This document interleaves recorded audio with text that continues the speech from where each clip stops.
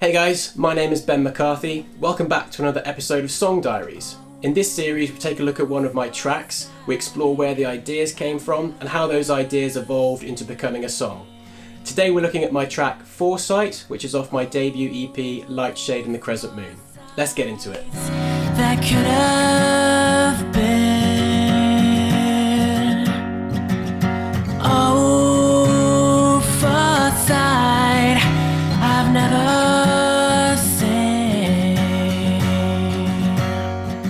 So when I was making this EP, I originally just had 4 songs that I was working on. I was doing this in my spare time, and I had these 4 tracks that I was recording, mixing and producing all by myself at home. That's quite a lengthy process, and it was going on for a number of months. So I got to a point where I was feeling pretty bogged down by it, and you're just kind of too much into the detail of all these tracks that you're producing. So the song Foresight essentially came about from just taking a break from all that. So I decided to grab my acoustic guitar, put it in a different tuning, and just try out some different sounds. The song Foresight came about as a result of that process, so I decided to record a stripped back acoustic version of the song, and it eventually made it to the EP. As it's a really simple song, it's just an acoustic guitar and 1 vocal, the production side of it is really basic. But I think what's really interesting is to go into the detail of the creative process for how I wrote that song. So Foresight was a song that I wrote by playing around in an alternate tuning on the guitar.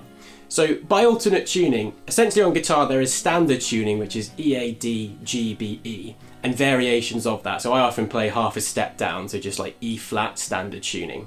But when people say alternate tunings, they tend to refer to open tunings, which is basically tuning the strings of a guitar to a chord. So just playing the open strings of a guitar sounds like a chord.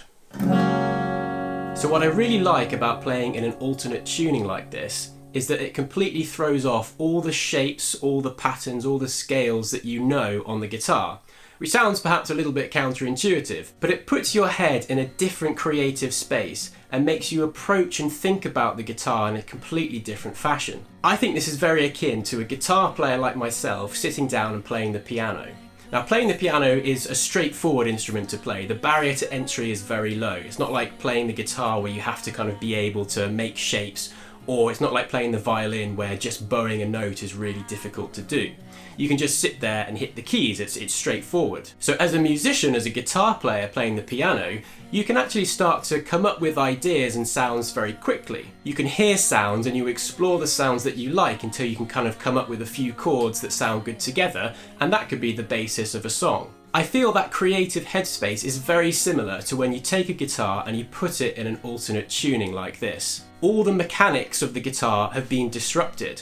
I've still got skill in my left hand and my right hand, like I can still play the instrument, but all the things I know have been thrown off. This then forces you to approach the instrument in a similar way to sitting down and playing something different like the piano.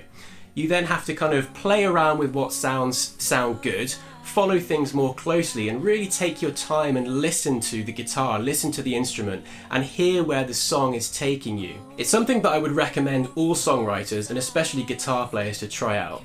Take your guitar, put it in an alternate tuning and you'll find that you're in a different creative space. You're thinking about music and you're approaching music differently to how you would normally do.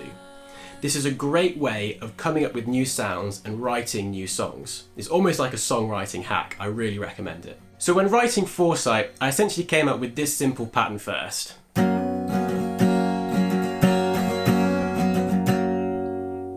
Which basically forms the basics of the verse. They talk in circles, this city's wild, don't belong here. So once I had that melody down, you can start to sing along with the song, and then when you use your voice, it's easier to kind of direct where the song is going to go.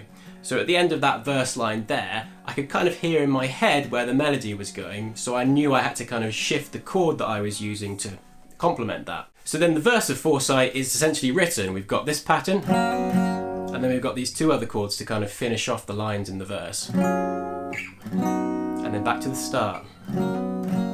Then when it came to writing the chorus of Foresight, I essentially had this idea of a melody that went something like this.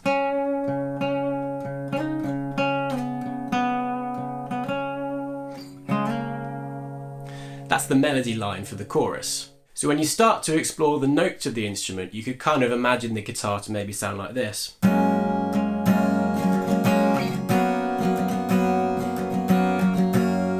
leads us back to that kind of initial verse chord. So if you then take those two notes that I was playing there for the beginning of that chord, and then you shift them down and play them up here instead, you've got a different feeling chord that immediately sounds bigger, more open and brighter, which really helps lift the chorus up. So I then play the chords in the chorus like this.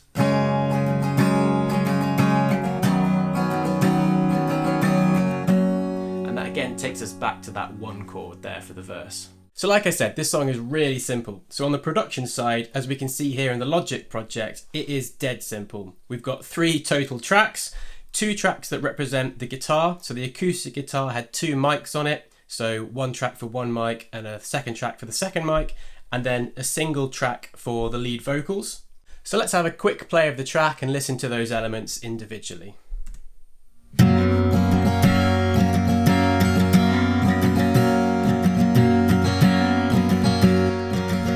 this is our guitar on the left, and you can hear the reverb of that as well.